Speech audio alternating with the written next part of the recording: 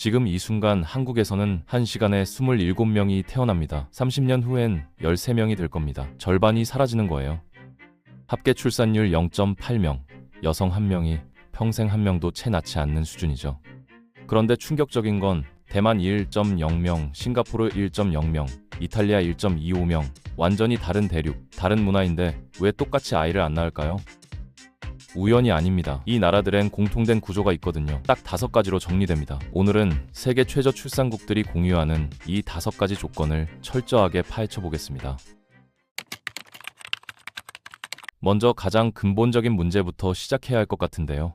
바로 여성에게 모든 책임이 쏠려 있다는 겁니다. UN 유럽경제위원회와 유럽연합 2025년 자료를 보면 전 세계적으로 6세 미만 자녀를 둔 여성의 경제활동률이 53% 수준에 불과한 반면 같은 조건의 남성은 95%를 넘거든요. 무려 40%포인트 이상 차이가 나는 겁니다.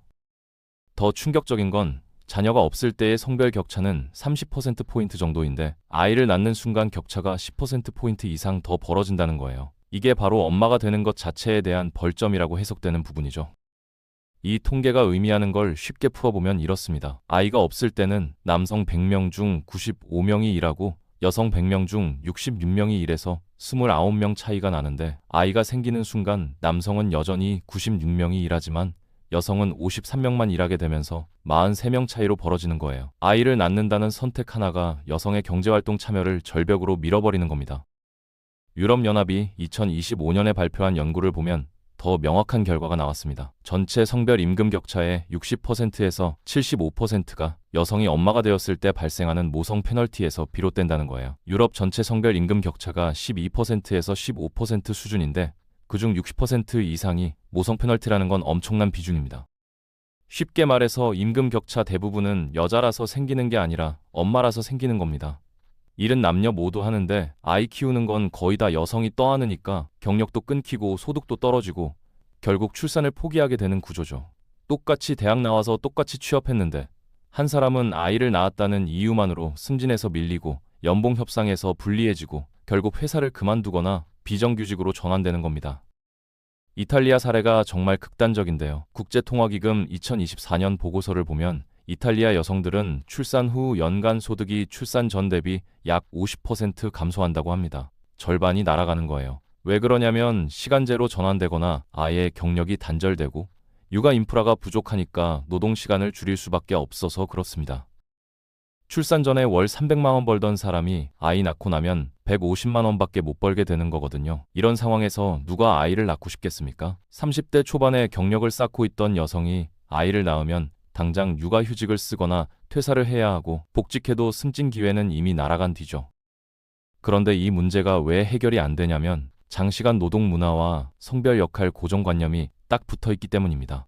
특히 한국이나 일본 같은 동아시아 국가들은 남녀 모두 야근 문화가 심한데 퇴근하면 집안일은 여성이 거의 다 해야 하는 구조거든요.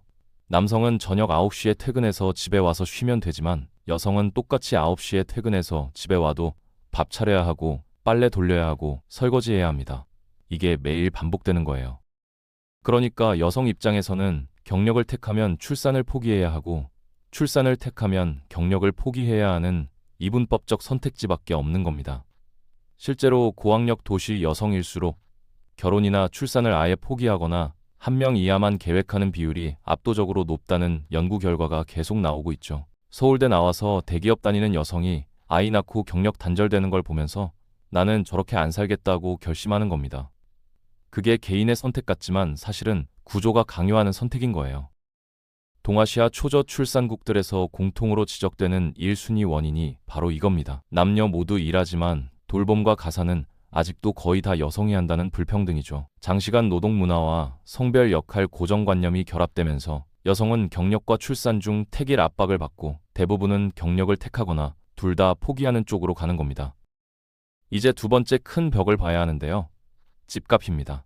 2025년 기준으로 세계 최저 출산국으로 꼽히는 나라들을 보면 대도시 집값이나 전월세 부담이 소득 대비 엄청나게 높거든요. 한국이 평균 22.2배인데 서울은 25배를 넘습니다.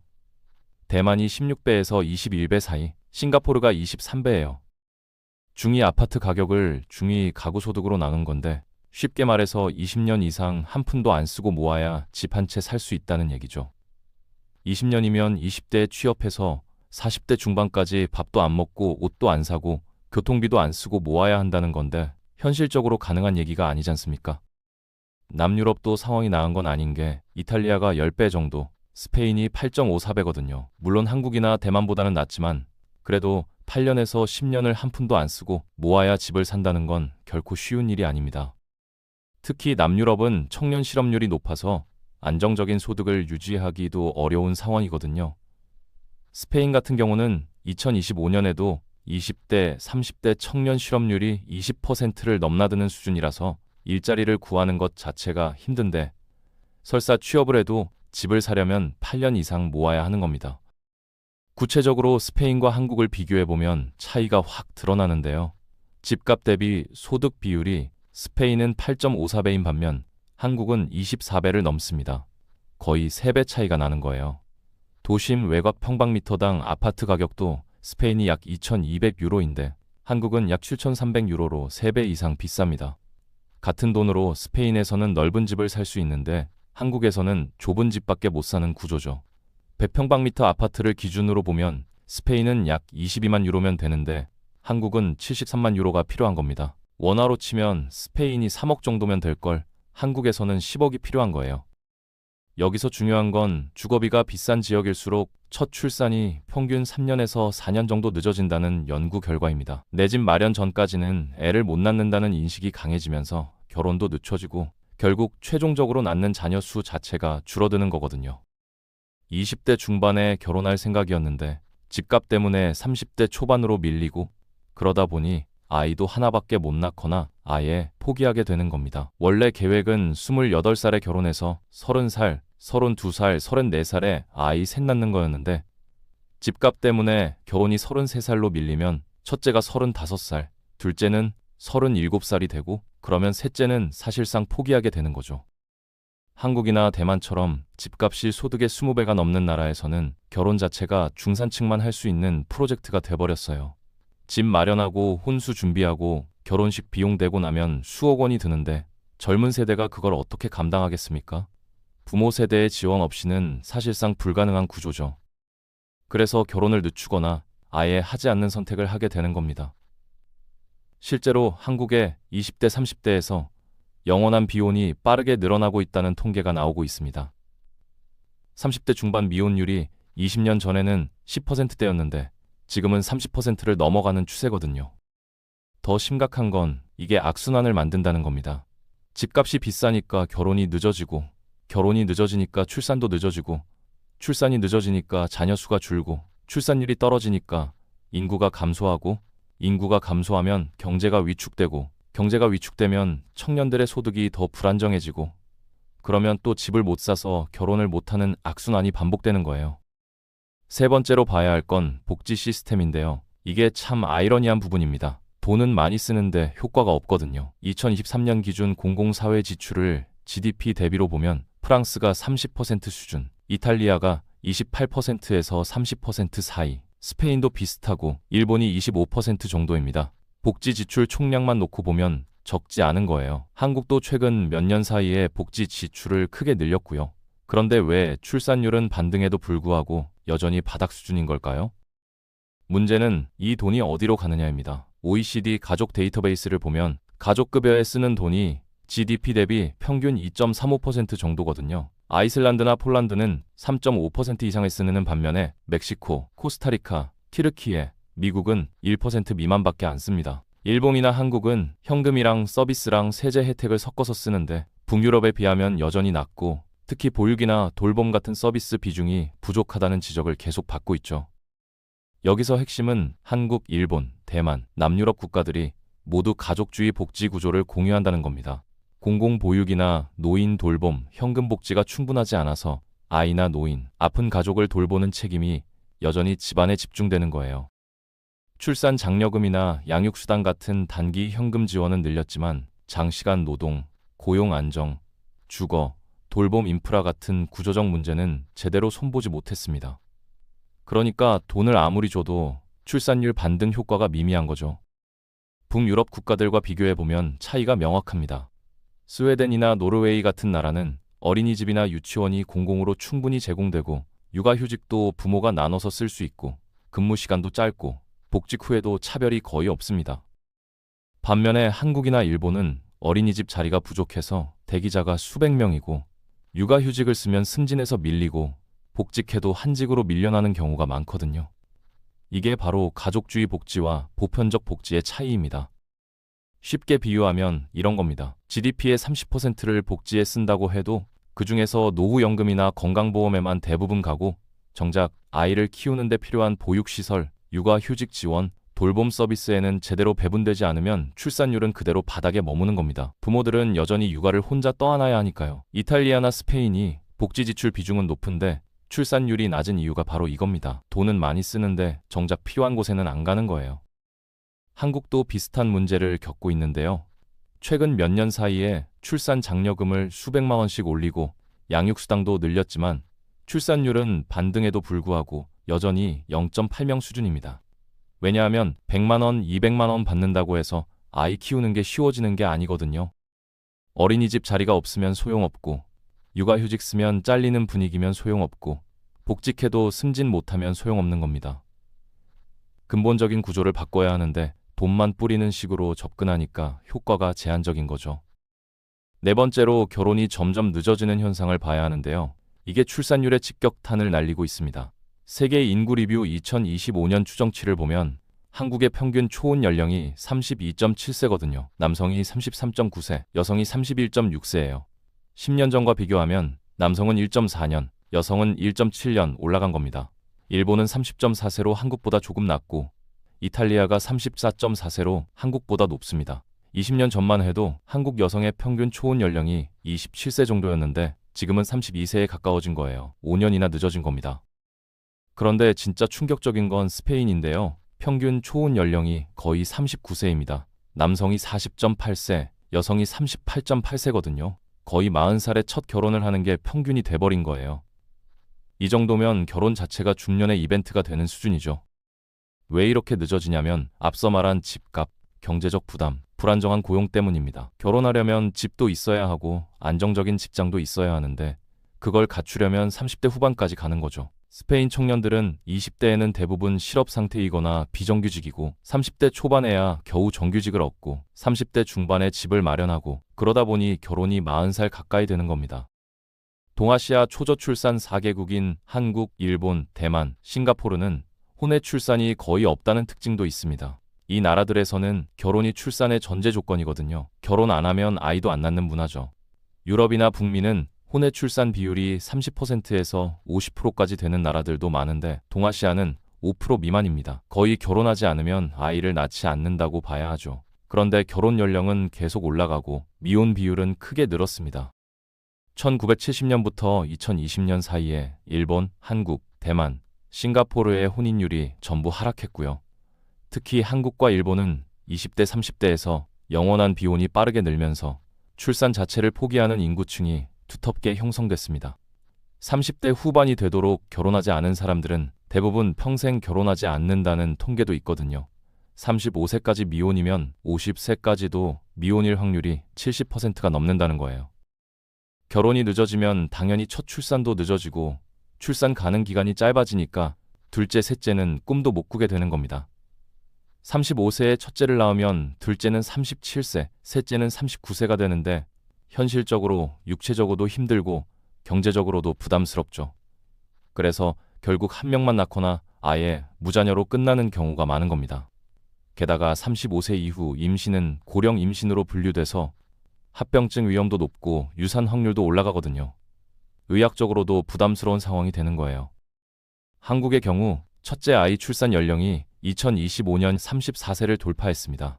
10년 전에는 30.5세였는데 3년 반 이상 올라간 거예요. 이 추세로 가면 5년 후에는 35세를 넘어갈 가능성이 높습니다. 35세에 첫째를 낳으면 둘째는 현실적으로 어렵고 그러면 합계 출산율은 1명 밑으로 계속 머물 수밖에 없는 구조죠. 실제로 한국 출산율은 2025년 추정치가 0.8명으로 반등했다지만 여전히 OECD 최저 수준입니다.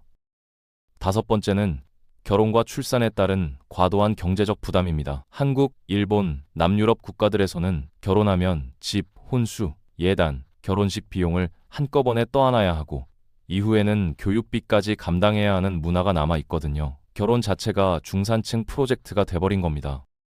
수억 원이 들어가는 이벤트를 젊은 세대가 감당하기는 사실상 불가능하죠. 한국에서 결혼하려면 신혼집 보증금에 최소 2억에서 3억, 결혼식 비용에 3천만 원에서 5천만 원, 혼수와 예단에 수천만 원이 들어갑니다.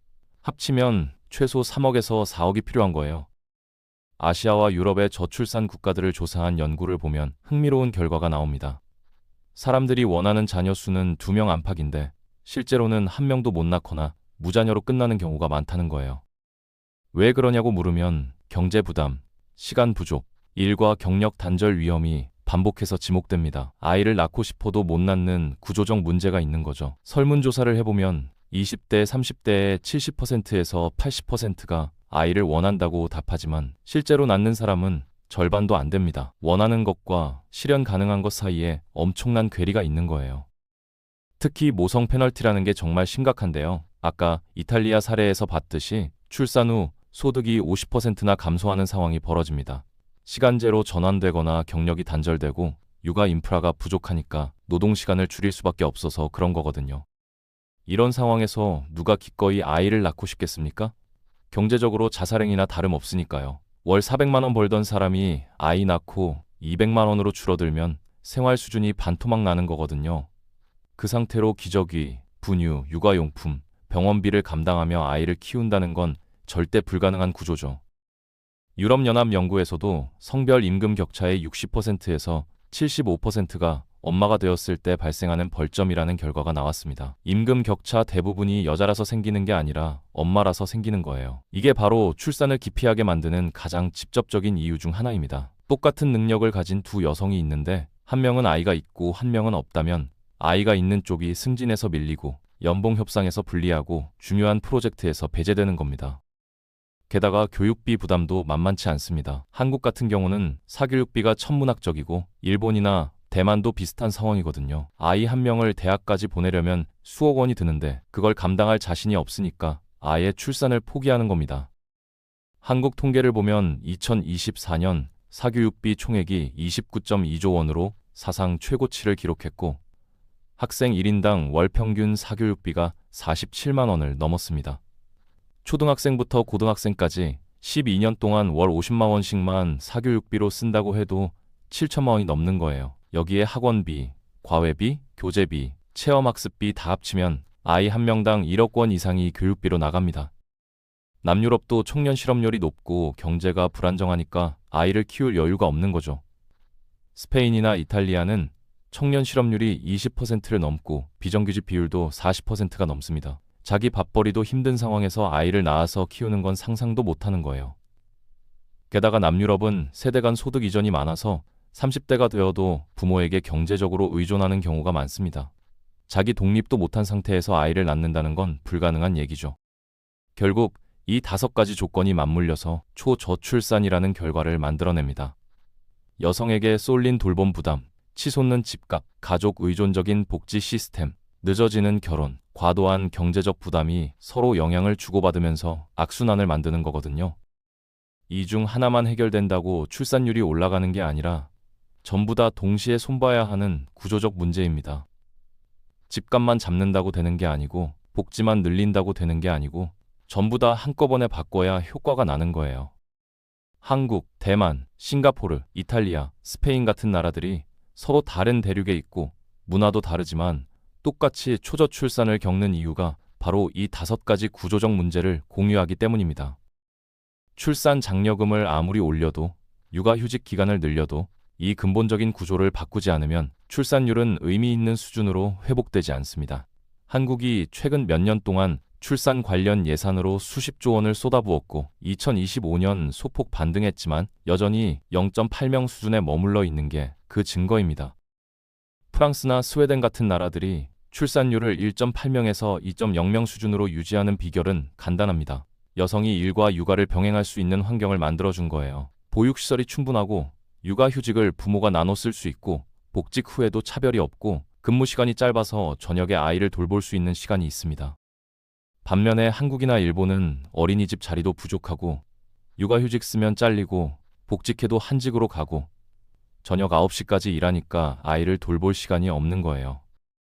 북유럽 국가들은 집값도 소득의 5배에서 7배 수준으로 동아시아나 남유럽보다 훨씬 낮습니다. 청년들이 20대 후반에 집을 사고 결혼하고 아이를 낳을 수 있는 환경이 되는 거죠. 반면에 한국이나 대만은 집값이 20배를 넘으니까 30대 중반이 되어도 집을 못 사고 결혼도 못 하고 아이도 못 낳는 겁니다. 구조 자체가 출산을 막는 방향으로 설계되어 있는 거예요. 동아시아 국가들은 여기에 더해서 성별 역할 고정관념이 강하게 남아 있습니다. 남성은 일만 하면 되지만 여성은 일도 하고 집안일도 하고 육아도 해야 한다는 인식이 여전히 지배적이거든요. 이게 바뀌지 않는 한 아무리 돈을 퍼부어도 여성들은 출산을 포기할 수밖에 없습니다. 남성이 육아휴직을 쓰는 비율을 보면 스웨덴은 90%가 넘는데 한국은 5%도 안 됩니다. 이 차이가 출산율 차이로 나타나는 거예요. 마지막으로 한 가지만 더 짚고 넘어가겠습니다. 아이 한 명을 부부 둘이서 함께 키우는 나라들은 버티지만 아이 한 명을 여성이 혼자 책임지는 나라들은 결국 무자녀 사회로 간다는 겁니다. 돌봄과 가사를 공평하게 나누지 않는 한 아무리 돈을 퍼부어도 여성들은 출산을 포기할 수밖에 없습니다. 이게 바로 초저출산 국가들이 직면한 가장 근본적인 문제이자 가장 해결하기 어려운 문제입니다. 결론적으로 세계 최저출산국들이 공유하는 5가지 조건은 단순한 우연이 아니라 구조적 필연입니다. 이 구조를 바꾸지 않는 한 출산율은 의미 있는 수준으로 회복되지 않을 겁니다. 한국도 대만도 싱가포르도 이탈리아도 스페인도 모두 같은 운명을 맞이할 수밖에 없죠. 아이를 못 낳게 만드는 구조를 그대로 둔 채 출산율을 올리겠다는 건 모순입니다. 근본적인 변화가 필요한 시점입니다.